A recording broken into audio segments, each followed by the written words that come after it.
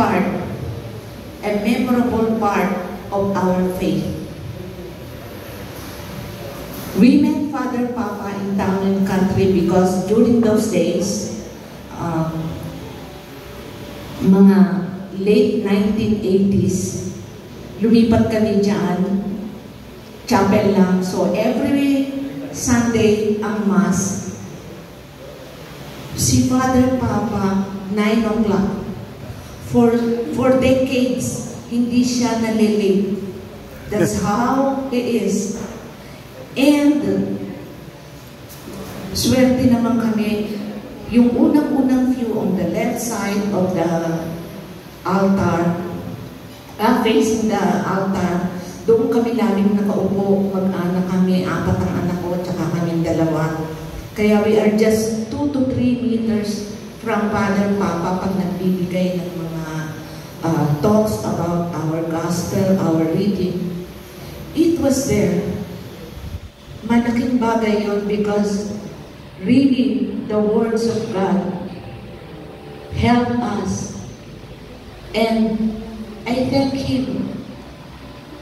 I studied in a public school, kaya we didn't have Bible studies or catechism public school. But on the masses of Father Frank, I have learned a lot. And nakaka-touch siya kasi he looks mayaman, he looks elite. Totoo yung sabi niyo, kaya-kaya lang natin siyang apprehend at inaabot niya tayo. Very humble. During those times, meron akong napakagaling na tailor.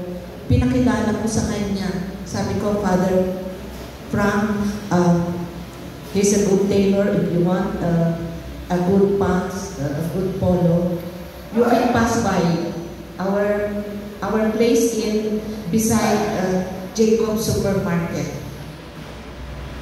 So, my staff, sabi ko, hindi yan nagtatagalog. So, please, ang makikipag-usap sa kanya yung marunong mag-English. Hindi siya masela. Lahat ng itinigay sa kanya, lahat.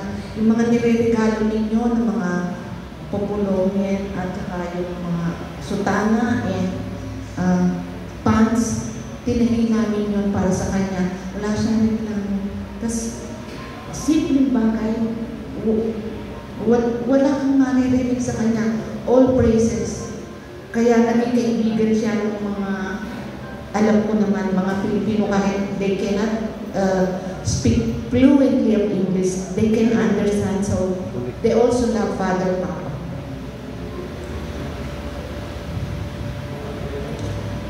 Naging close siya sa pamilya ko kasi nung makikita niya kami lagi yung nasa unahan doon. After Mass, it's our, parang panatan na natin, we ask Him to bless. Diba? Pati yung mga anak ko natin mag-bless sa Kanya. So, naging close kami. Yung unang Christmas na binigyan niya ako ng letter of, yung ang kakarolin sila sa amin. Alam niyo naman ako, si Father Jimmy is just 2 houses away sa amin. Pero hindi kami magkakilala kasi hindi yan lumalabas na. School at ano lamang. Noong nag-caroling, kasama siya, seminarista pa siya, nag-caroling sa bahay. And so my children are happy because he played the piano and my children are enrolled in piano. So, naging magkakabay sila. So, simula nun, every Christmas, ang family ko is looking forward sa